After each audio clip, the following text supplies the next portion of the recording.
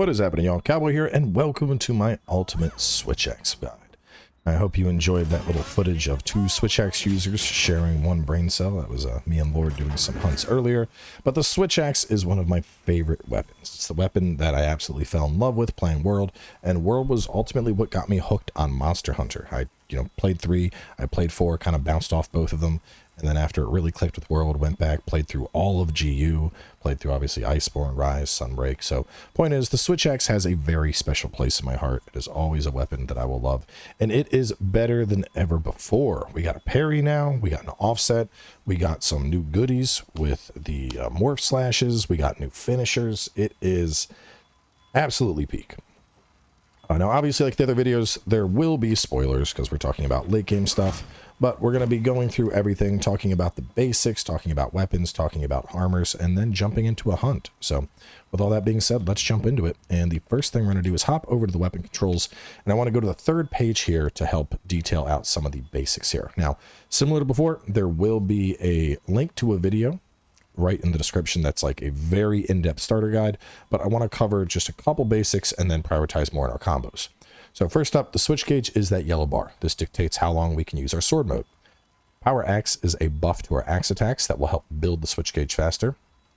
The amp gauge is a sword specific gauge that builds when we do sword attacks, and then once it fills, we enter amp state, where we are going to do small explosions based on the current file that we have. And there are a bunch of different files: poison files, paralysis files, dragon, element, power. I'm going to actually be playing with elemental files in this because they look absolutely phenomenal. Just to show what elemental files look like now, I basically saw them once and was like, oh my, I absolutely have to do elemental switch axe because, let's be honest, the explosion has never looked this good. Ooh. Oh, that's satisfying. But either way, let's jump in, and the first thing we're going to do is break down everything in the axe mode that's important. So in axe mode, a couple key things I want to talk about. The first is going to be getting up our power buff. One of the easiest ways to do this is wild swing into heavy slam. So you're basically just hitting BBY. On top of that, we can also get this off by doing an offset attack. So if we set this guy up to smash, I want to do it. Hit me. Hit me. Now that was too late. The offset on this is actually pretty early. It's kind of like IG. Like I need to let that loose as soon as it comes out. And either Y or B as the follow-up is going to get you a heavy slam, and that's going to give us our buff. And while we have that up, that's just going to help to build that gauge even faster to help get us back into sword mode. Now, besides that, some other key things to keep in mind is our overhead slash into side gives us spiral burst slash, which is really good for then going into morph slashes, and this is like the main morph slash combo that we'll talk about in a little bit.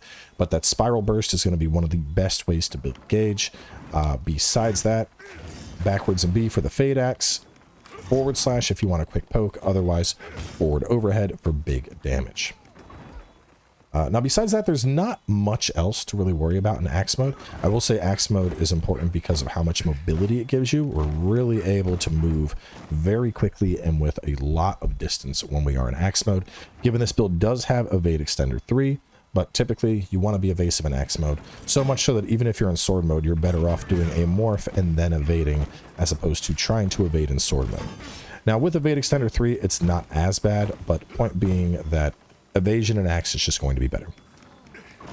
Now before we go into sword mode, let's talk about our morph combos, because morph combos are quite powerful, and you saw me do one just there. So our big morph combo, to start this up, we would go side slash, spiral burst, morph with the right trigger, hit B, morph, spiral burst slash.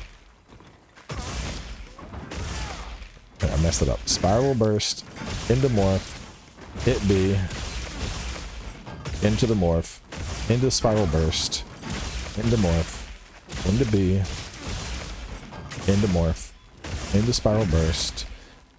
And you can basically just loop that for a ton of damage. Notice that also got our sword gauge built on up.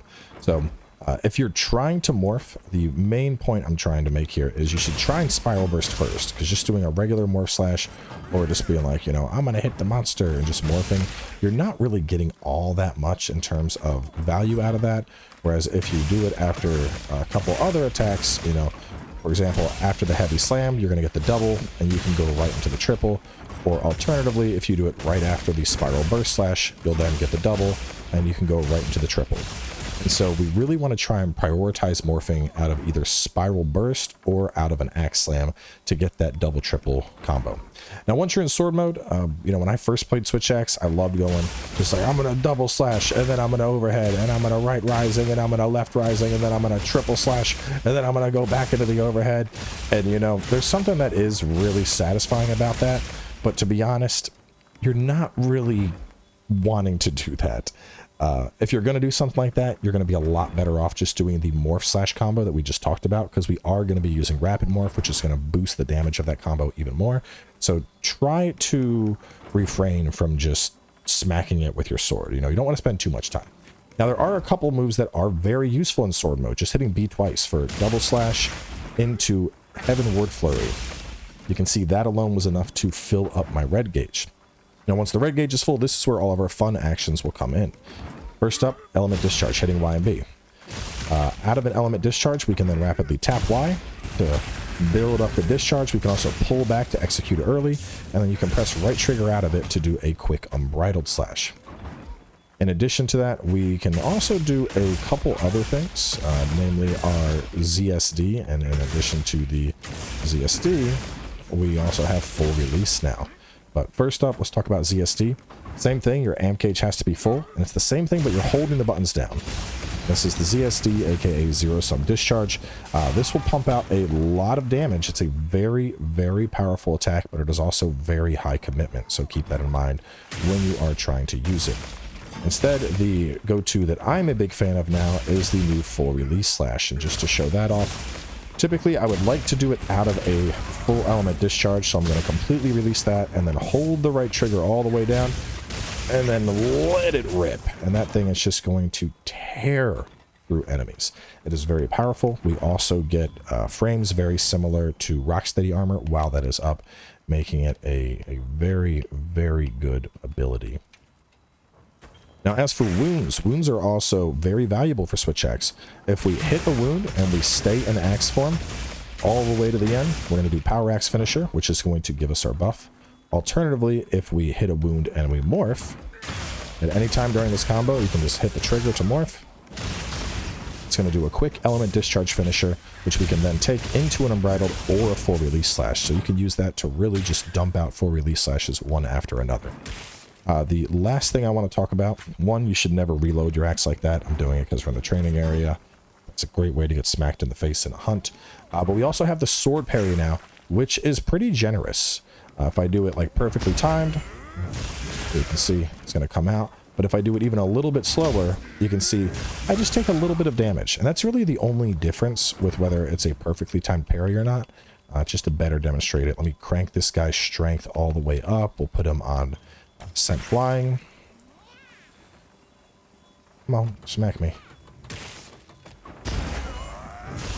So you can see that was a perfect parry. I just took a little nibble of health. That is a whiffed parry, so I took quite a bit of health. You can see that was one that was too early, so I did see a little bit of health loss on that one. But in general, if you time it, the closer you time it to being flawless, the less health you're going to take on it. And the sword counter rising slash is a very, very solid move. Out of that, when we hit it, we can go straight into a heavenward flurry, and then off of that we can go straight into an element discharge.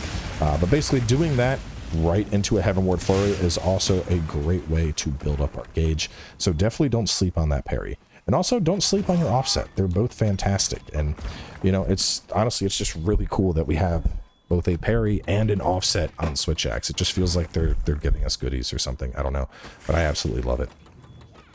So I believe that's covered pretty much everything I wanted to for switch axe. I mean, there's a couple other like small nuance things, you know, like using your overhead. You can use that to snipe things out of the sky.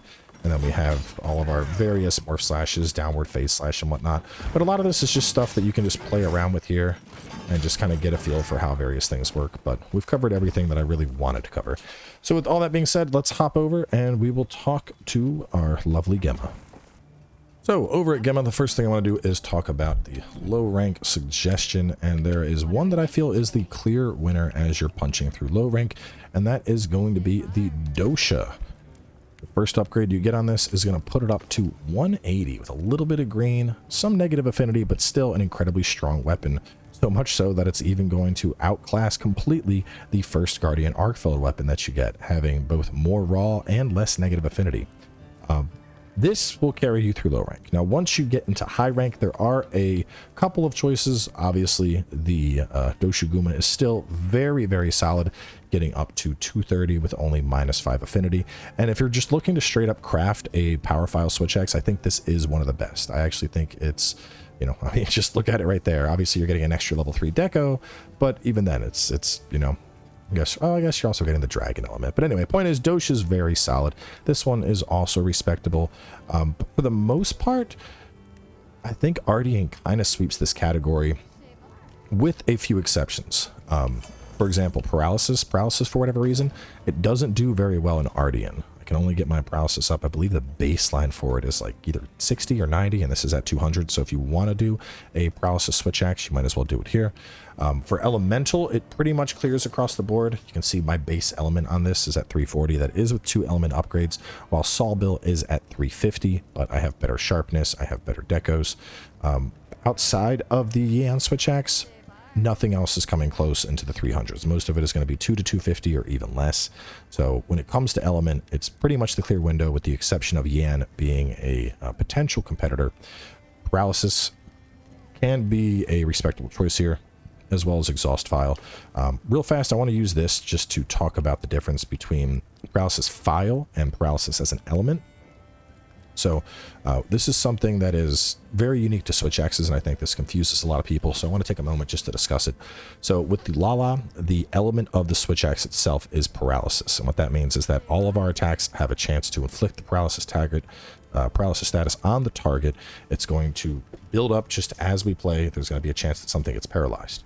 With the Vandal, on the other hand, paralysis is going to come in the form of our file, and what that means is that when our sword is fully charged, our attacks are going to be doing paralysis. When we do that big burst, our ZSD, or we do a discharge and then we go into the full slash, those attacks are going to be extra empowered with paralysis. So if you are looking at a poison switch axe versus a poison file switch axe, it's an important distinction to keep in mind, because only when you have the paralysis file or the poison file is when you're going to see that particular status coming out during your files. Now, generally, I'm a big fan of just having something on the switch X, like having paralysis element and then having power file. I think that tends to play better. But if you want to mess around with paralysis or poison files, be my guest. They're not terrible by any means, and the content here really isn't that difficult, so you could definitely get away from it. One thing I do want to call out are exhaust files. These are actually really, really funny, because the way exhaust files work is, so monsters have something, there's a hidden stat called exhaust, and if you ever fought a monster, take Rathlos for example, and he gets tired and you notice he's like trying to shoot fireballs, but he's just getting little puffs of smoke that's coming out of his mouth instead. That's what happens when a monster is exhausted. An exhaust switch axe can very rapidly push a monster to that threshold, and then it keeps them there. And it's really funny because you're just watching monsters that it's like you've drugged them and they're trying to fight back, but they're tired, so all of their attacks are lackluster, and it's very, very funny to see. So I at least had to give a shout out to exhaust files, because outside of exhaust files, you know, there's like exhaust ammo. Hunting horn deals good exhaust, but it's one of those things that it usually just happens over time. It's not focused, and so it makes exhaust file a very interesting setup, to say the least. Now, going over and taking a quick look at the Ardians, there are some callouts that I really want to make. If you're looking to just straight up make a power switch axe, my recommendation is Blast. There is no Blast switch axe. I would not go for triple affinity. That just happens to be what I have. I would actually go for Attack Blast 3 times. And that's going to give you a base 205 attack, 5 affinity, 130 blast power file with 3 level 3 decos and starting white, which you can then really, really pimp that out. As for the elements, it's going to be the same thing. You could go 2 attack and 1 affinity. You could go 3 attack. In general, I try to prioritize attack over affinity with elemental switch axes, because I'm not really looking to make a crit element build. I'm looking more to just pump out how much element I can get out of it. But yeah, the elemental switch axes are definitely a very decent choice, and especially once you get some decent rolls on it. Like this one came in with sharpness, element, attack affinity. I'm very happy with that. So this has a base 340 thunder on it, and then on top of that, you know, 205 attack, 15 affinity. It's going to be pumping. Ideally, I would probably prefer to have sharpness triple element attack or sharpness element attack. But either way, I'm not unhappy with this one. If you get one element roll, though, I'd consider scrapping it and making a new one. Ideally, you want three. Three's pretty hard to get, so I'm okay settling for two. Now, moving on from there to talk about potential armor sets in low rank. Very similar to Gunrant's, Balahara is going to be a pretty solid choice just because it comes with evade extender, and it's one of the few skills that you're actually going to get some value out of while playing the switch axe. Once you get into high rank in terms of evade extender, it's more going to be a deco choice. Early on, you could once again do the Balahara just to pick up evade extender along with some decoration slots in the beta set. But honestly, you're not going to really have a proper set together until you're at the very end. And then there's a couple choices. You could go for the 4-piece Guardian Arkfeld alongside the, where'd they go? The new Udra Greaves. This is just a standard staple that I absolutely love. You really can't go wrong with this. If you're playing Elemental instead, you might want to work in some parts of the regular Arkfeld gear, the Arc Vulcan. You can use that to get Elemental Absorb, which is actually what we're doing here. And when you have that up, it's an extra 60 flat element, which is pretty respectable. Besides that, some other considerations. If you want to go for the Counter-Strike Resentment type setup, similar to how we did with Charged Blade, you could certainly do that as well, and we'll take a brief look at that with the Charged Blade set. But honestly, Switch Axe it's a pretty flexible thing. I mean, having like 2 points of evade extender is nice, but even then I wouldn't consider it necessary. And so you can really build for whatever you want here, and you're going to do just fine with this weapon. So going over and taking a look at my sets in particular for it, all 5 of my element sets are identical. We're probably going to pull out water for what I want to go hunt.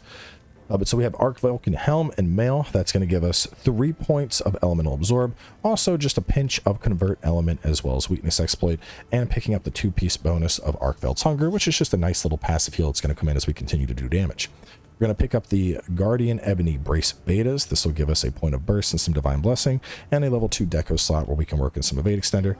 The Guardian Arkfeld Coil, just for 2 points of Flair. Just to be clear, this piece in particular is very flexible. I really like wounds, and so having 2 points of Flair is just kind of nice, but you could easily swap this around for something else. You could work in more Wex right here with more damage and easily sacrifice 1 point of evade extender. That's, you know, it's not going to cost you anything. I just happen to prefer Flair. You could work in Gore to get a 3-2 slot. You could work in this to get Resentment. This is a very flexible piece. The Udra Maya Greaves, we're picking up 2 points of burst from here, so I really do consider that kind of a core piece. And then just to look at the decos, just jumping, shockproof, jumping, chain, and then 2 protects. And this is all going to come together to give us burst 5, divine blessing 3, elemental absorption 3, evade extender 3, a little bit of flare, a little bit of Wex, a little bit of convert element, and then of course shock absorber and a spare point of windproof. And all in all, it's a very comfy build for elemental switch axe. Now previously we used to slot in a single earplug deco to give us full earplugs when we were doing ZSD.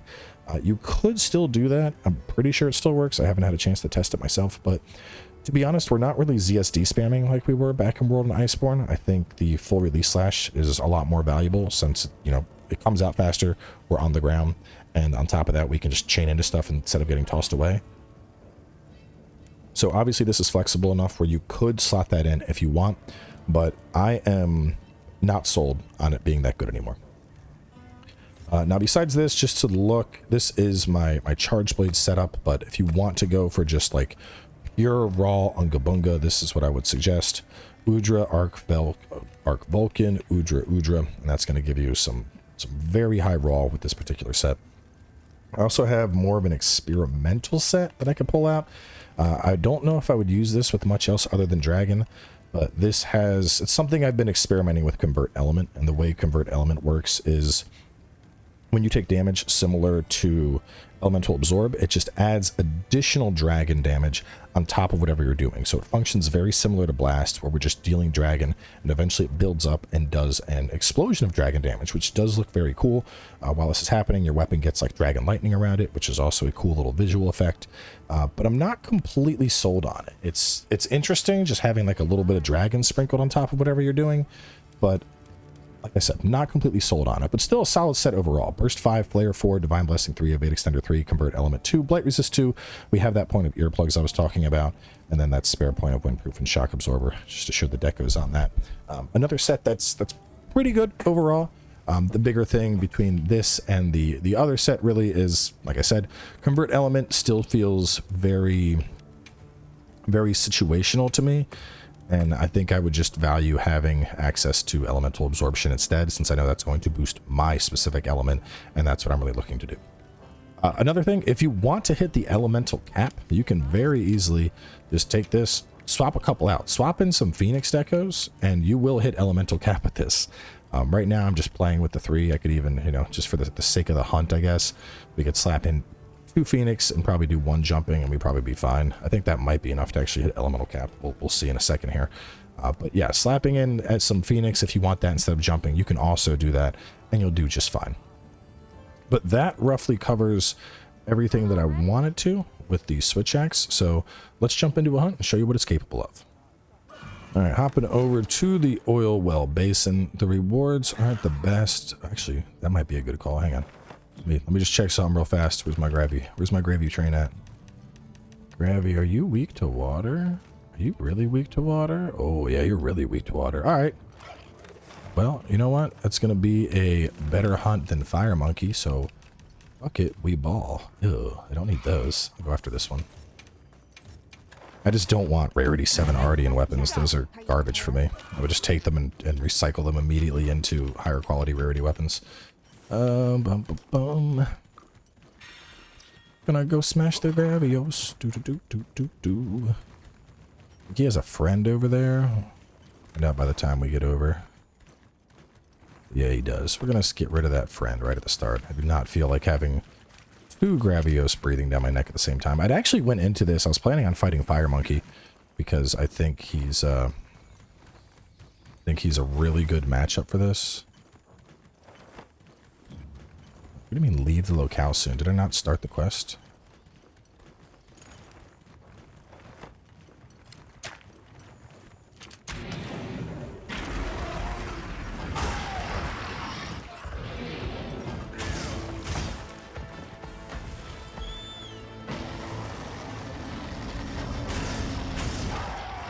What's up, big boy? Actually, I don't know if I fought him with Switch Axe yet. Usually when I'm fighting this dude, I'm either Insect Blade and just smashing him from the air, or I'm going for Charge Blade and just dicing him up into a bunch of little pieces. He really doesn't like Charge Blade.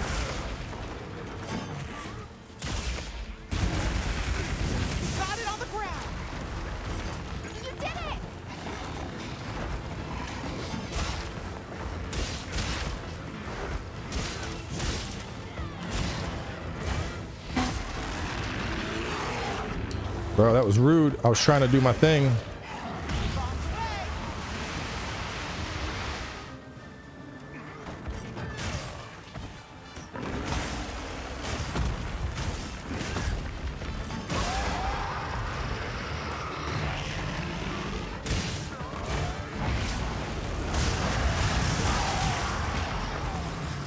Stop that shit.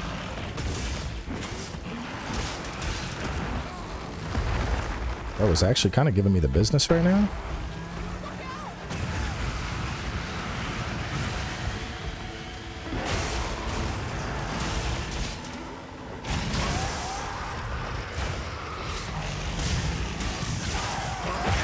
Oh, we broke his fucking skull.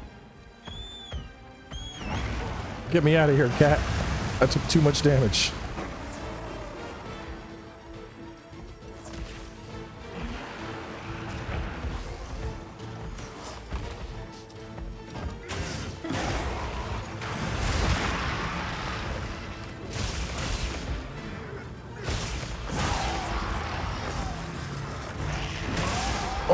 Oh my god, bro.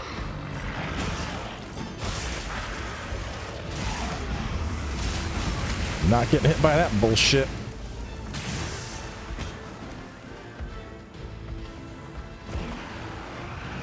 Oh. Unfortunate connect there. Ooh.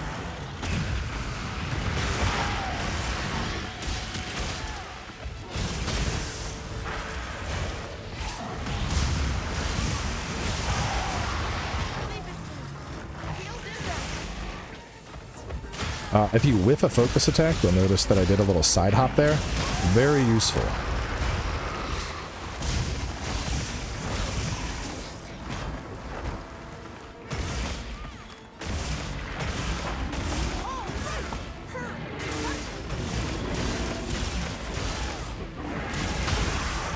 I'll go for the quick unbridled. Crazy, I haven't done a single offset or parry against bro yet.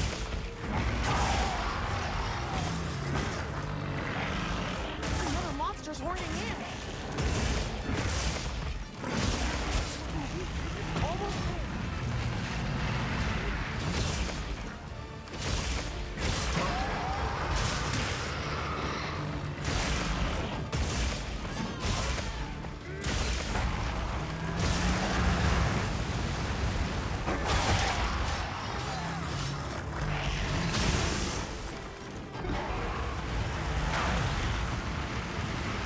Shit. Oh, shit. I always struggle to see some of his attacks coming out.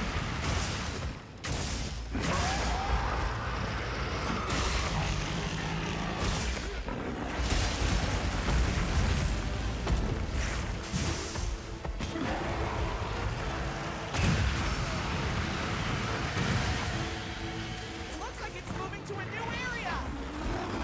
No, it's not. Leave it to me. Heels inbound. Yes, it is. Damn, bro straight up was like, no, I don't care about the wound. I'm going. You can't stop me. I'm going through the lava. I won't be stopped. I don't know if I didn't explicitly state it while we were talking about the build, but for Elemental in particular, Quick Switch, Handicraft, well, basically Quick Switch, Razor Sharp, and then Stream. I happen to have Quick Switch, Handicraft, Razor Sharp, Handicraft, and then Stream Enhancer. But the big thing is Quick Switch is just amazing. Razor Sharp is also very nice for maintaining that white sharpness, and then obviously you want to maximize your element out. Were you running, bitch?